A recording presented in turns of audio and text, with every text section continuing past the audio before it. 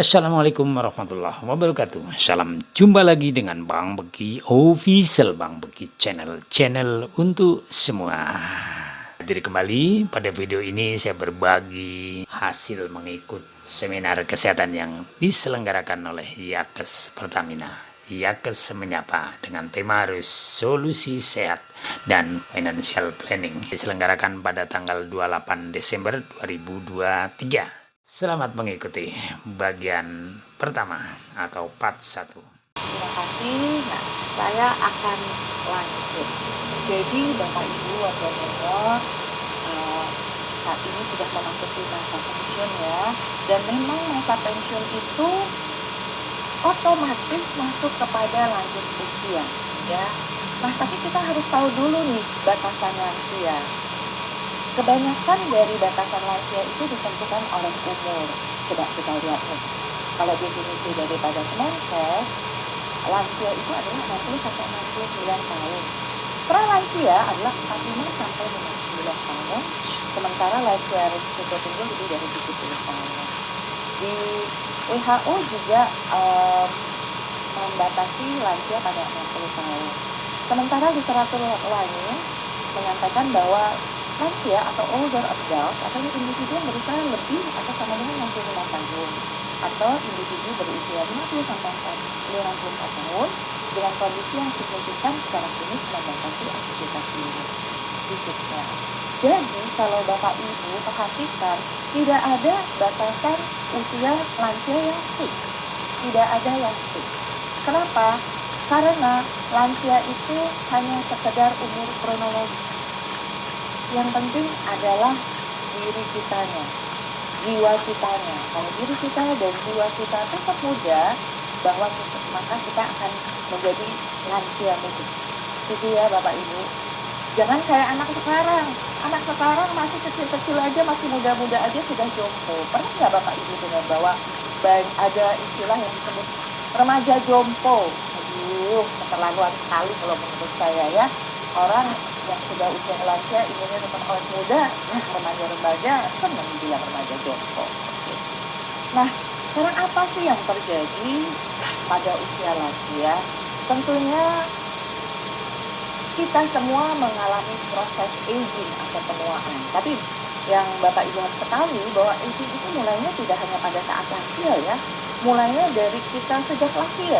Aging itu artinya kematian sel. Nah, perbedaannya pada saat bertambah usia, terutama pada usia-usia lansia, kematian selnya itu lebih banyak dibanding regenerasi selnya. Oleh itu terjadilah proses aging atau proses penuaan. Nah, dalam proses aging ini terjadi kerusakan sel, bahkan molekul tubuh, bahkan pada sampai level DNA ya. Dan ini seperti yang saya sampaikan tadi, berproses sepanjang perjalanan waktu. Nah, kenapa kelompok-kelompok elderly atau kelompok yang aging ini menjadi perhatian khusus? Karena populasi elderly ya, kalau bahasa samanya bilangnya elderly atau older adult itu mempunyai spesifikan yang khusus yang perlu perhatian khusus juga, terutama dalam bidang kesehatan ya. Salah satunya dalam bidang kesehatan, karena bidang lain tidak penting. Oke. Nah, dengan proses penua, dengan proses aging yang telah saya sebutkan tadi, kematian sel dan molekul yang tidak digantikan dengan regenerasi sel-sel baru yang seimbang, apa sih yang terjadi? Yang pertama, mengalami kematian. Kemudian otot-otot melemah. Betul nggak Bapak Ibu? Mudah-mudahan enggak sih ya. Kaku sendi dan otot menjadi tidak lincah, kadang merasa sedih atau sepi karena lalu sedih atau merasa nggak berdaya. Dan ini hal yang paling ditakutkan pada lansia, yaitu sering jatuh.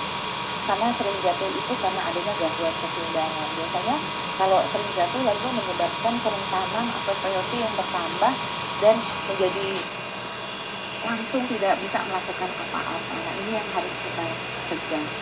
Dan juga yang menyertai proses menua pastinya adalah pikun ya. Bahkan sudah masih muda aja sudah ada yang banyak yang pikun. dan tentunya meningkatnya penyakit-penyakit, khususnya penyakit degeneratif atau penyakit metabolik. Tapi penyakit-penyakit ini tidak monopoli kaum lansia saja. Penyakit-penyakit ini saat ini sudah mulai dari usia muda. Nah, apakah penyakit-penyakit itu? Obesitas, diabetes mellitus, penyakit jantung, hipertensi, osteoporosis, dan lain-lain. Nah, ini adalah ciri-ciri dari proses penuaan, proses aging. Proses aging kita tidak bisa cegah, Bapak Ibu. Itu adalah perjalanan alami. Tapi yang kita bisa lakukan adalah menghambat, ya, memperlambat prosesnya. Supaya ketika kita mencapai umur kronologis tertentu di mana populasinya sudah banyak yang renta, tapi seorang yang menjalankan pola hidup sehat tentunya akan mengalami proses penuaan yang dini, yang lebih muda. Makanya disebut ada yang istilahnya namanya awet muda. Oke, baiklah. Nah, apa sih yang terjadi juga? Kebanyakan para older adult atau lansia mempunyai frame dalam dirinya bahwa I know, I'm getting old. Iya, saya sudah tua, jadi saya sudah harus duduk di rumah. Saya sudah nggak bisa ngapa-ngapain. Saya olahraga nanti takut jatuh. Nah, seperti ini yang harus kita hilangkan dari otak kita. Karena Bapak Ibu warga senior tidak tahu kapasitas yang ada di dalam diri Bapak Ibu sekalian. Bahwa dengan menjalani pola hidup sehat dan menjalani olahraga, ya, dengan progres yang sesuai dengan kemampuannya, seseorang lansia bisa mencapai bugar dan sehat, bahkan melebihi orang-orang muda yang tidak menjalani pola hidup sehat dengan baik. Percaya atau enggak? Nanti kita lihat pada slide berikutnya, ya Bapak Ibu. Nah, menjaga tetap sehat dan fit tentunya tadi saya sudah sampaikan menjalankan pola hidup sehat. Menjalankan pola hidup sehat, tapi juga benar bahwa faktor keuangan penting, ya. Nanti kita dengarkan dari mentor kita. Nah, saya kembali kepada pola hidup sehat secara fisik, ya. Yang pertama, pasti makan makanan yang bergizi seimbang, ya. Untuk para lansia, tolong perbanyak serat dari sayur terutama dan dari buah. Cukup minum, hindari yang goreng-gorengan, lemak-lemak yang lemak jenuh, ya, kayak goreng-gorengan dari santan yang dimasak lama, ya, ya. Tapi kalau misalnya lemak-lemak baik kayak dari alpukat, ya, kemudian dari minyak-minyak yang lemak tak jenuh, itu sangat dibutuhkan, ya, untuk omega. Kedua, tentunya melakukan aktivitas fisik dan berolahraga yang baik, benar, teratur dan terukur. Ada baik, benar, teratur, terukur artinya sesuai dengan kemampuan fisik, ya. Ini harus dilakukan. Selain olahraga, juga harus aktif bergerak. Jangan hanya saya sudah olahraga 30 menit hari ini, hari selanjutnya kita hanya duduk-duduk saja menonton TV. Bukan seperti itu juga. Yang ketiga, cukup istirahat. Memang semakin bertambah usia, tidur malam yang cukup itu memang makin sulit, ya. Jadi memang karena kebutuhan tidur sebenarnya 6-8 jam. Ya, tapi ada tips-tips untuk sleep hygiene, ya, untuk tidur yang baik, ya. Nah, salah satunya digelapkan. Kemudian kalau susah tidur, masuk ke kamar tidurnya itu lebih cepat dari waktu yang biasanya. Tidak ada berisik-berisik. Nah, tapi untuk siang hari harus ketemu dengan matahari. Kenapa? Ini menyangkut dengan namanya hormon yang namanya serotonin. Kalau kita melihat matahari, hormon di otak kita akan mengeluarkan serotonin, ya, nanti kalau menjelang malam dirubah menjadi melatonin yang ini akan dipakai untuk proses tidur.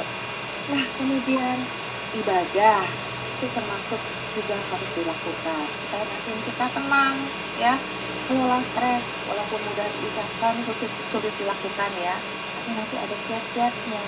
Be happy, Bagaimana kelola stres? Yang pertama, berpikiran positif. Kemudian cari teman, ya, teman untuk berbicara, untuk mempunyai hobi yang sama, untuk bisa little happy itu bisa membuat hati cukup bahagia, ya. Kemudian kelima, hindari kebiasaan-kebiasaan buruk, tentunya merokok, merokok bagi yang merokok. Tapi saya yakin Bapak Ibu di sini semuanya tidak merokok. Dan tentunya mengurangi atau menghentikan alkohol. Dan jangan lupa periksa kesehatan berkala. Nah, bagi Bapak Ibu yang belum periksa kesehatan berkala, lakukanlah, ya. Karena penting. Kalau misalnya ada sesuatu bisa ditolong secara dini. Kalau misalnya ketahuannya sudah terlambat, nanti proses pengobatannya lebih lama, lebih susah, dan lebih mahal pastinya. Banyak orang-orang yang tidak mau periksa kesehatan karena takut ketahuan penyakitnya. Nah, coba pola pikirnya dirubah. Periksa kesehatan adalah untuk mengetahui apakah sudah ada cikal bakal penyakit yang bisa diatasi sejak dini. Itu adalah pola pikir kesehatan. Selanjutnya Bapak Ibu,